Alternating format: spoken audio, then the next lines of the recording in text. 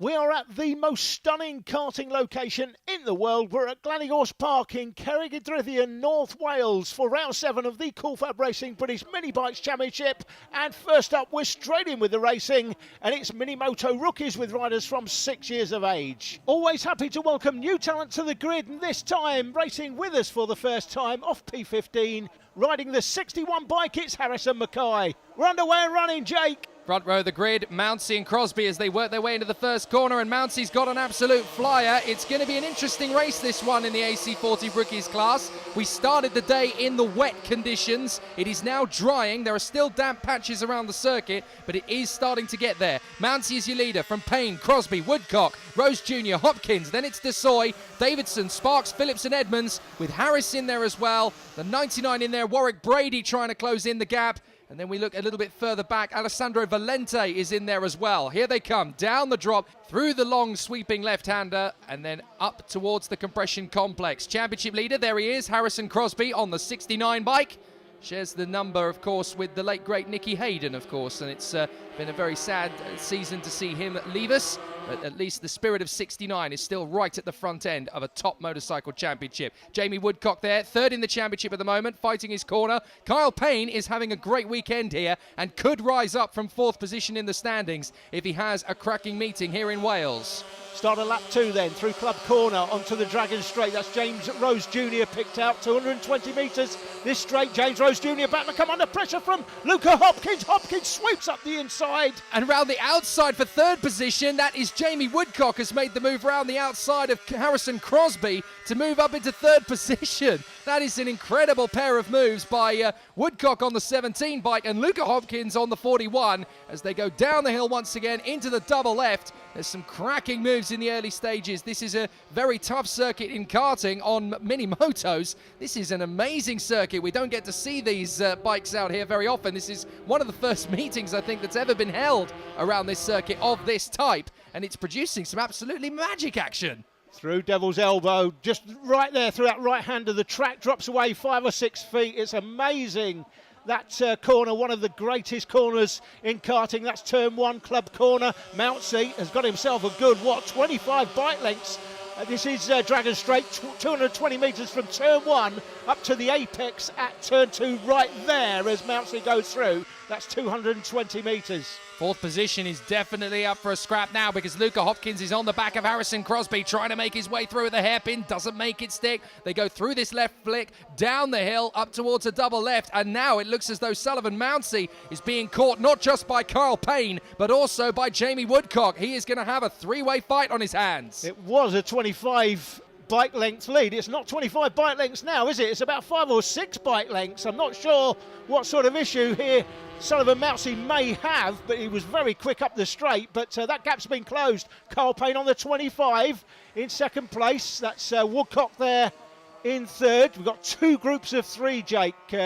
First battling for 1st, 2nd and 3rd, and then 4th, 5th and 6th as they go through the line now. That's Harrison Crosby, championship leader. He's under pressure though from Luca Hopkins. He's down in 4th place, started on the front row, so he's losing championship points.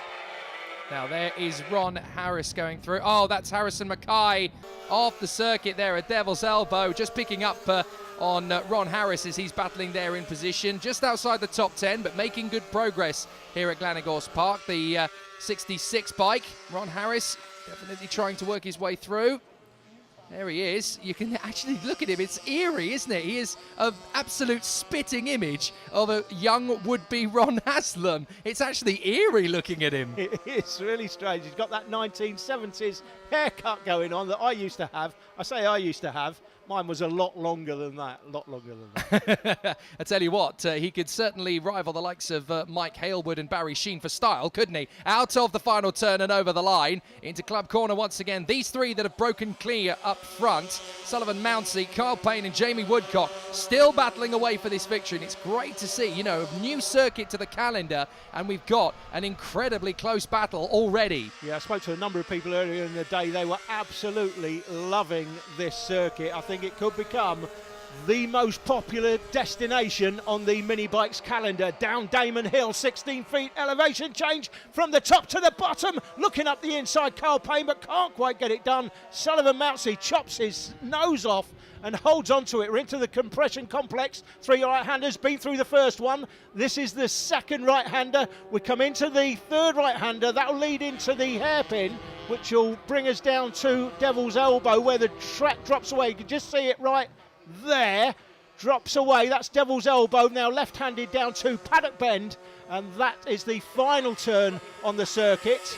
Paddock Bend. There's that battle for 4th, 5th and 6th. Hopkins with James Rose Jr. now in 5th, and Harrison Crosby's gone from the front row all the way down to 6th place, so losing championship points. Orlando Phillips, Alfie Davison, and then Harrison Desoy come next. Here comes Payne up the inside. Move for the lead. I think we may get a change of leader as they come through that long sweeping hairpin. No, great defence from Sullivan Moutsey as they drop down Damon Hill once again. Now, keep an eye on the 44 bike leading the way. I was watching him on the last lap through the compression complex, which is just coming up here, this set of 3 right-handers. Now watch, his knee goes to the floor, doesn't quite hit the floor at this point. Second complex. Now watch, in the second corner, his knee stays firmly glued all the way through the second and third part of the apex. That's where he feels the most comfortable. They've got traffic to deal with now. This is where things can get tightened up. They do indeed tighten up, and nobody comes a cropper, and very nearly there, Woodcock is able to get the move on Carl Payne, the 25. Doesn't make it stick,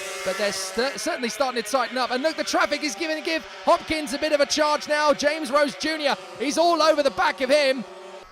Up from the start line to the top bend is 28 feet in elevation change. Right there, basically, as you come through the top of turn 2, 28 feet from the top of the circuit here down to the bottom of the circuit. There's a 16 feet elevation change just down this hill, Jake. Yeah, I've walked it many a time, Glanagors Park. It's very deceptive. It's quite tough in the same way that Spa-Francorchamps is quite a tough circuit to walk around on foot. And of course, that used to be quite a staple for bike racing in the 70s and 80s. Not so much now, but this is, we've always called this the Spa-Francorchamps of British karting. So as a karting circuit, this is an absolutely perfect location for British mini bikes to come. Look how close these 3 are getting now as they come down towards Paddock Bend for the end of the lap, and that is a little bit of a moment from Carl Payne. He got a little bit balked as he goes into the last lap, up through Club Corner, up the elevation change once again. They go all the way up that 28-foot climb. Alessandro Valente there as he works his way through Devil's Elbow. He's having a battle with Clayton Edmonds at the moment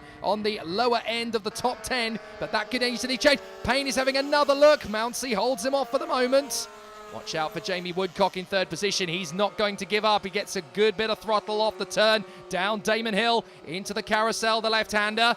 No change of position just yet, but this is where things could get interesting. We've got a bike off the circuit, just off to the inside line. Here we go, the triple right. This is where Payne's going to start to get hungry. Up on the inside of Mounsey. Mounsey's comfortable. And look, he just keeps his knee firmly planted to that inside line. Payne has to back out of the throttle. Mounsey's able to stay completely cool and confident on the inside line through each of these corners, through Devil's Elbow, down the drop, into the final corner. And Sullivan Mounsey has got it nailed to the mast from pole position. He hangs on and takes a brilliant victory. And that's what it means to him. Kyle Payne in 2nd from Woodcock, Hopkins, Rose Jr. and the championship leader, Harrison Crosby, just about crosses the line in front of Orlando Phillips to take 6th position. That's a big one for the championship leader. Confirming the final result then, it's a win for Sullivan Mounsey from the front of the grid. Kyle Payne and Jamie Woodcock giving him pressure to the end. Luca Hopkins managing to hold off the attentions of James Rose Jr. and championship leader Harrison Crosby 6th in the end. 50 points clear of Luca Hopkins coming out of this meeting, with 20 more back to Woodcock before the final round at Roura later this month. Minimoto Pro is next.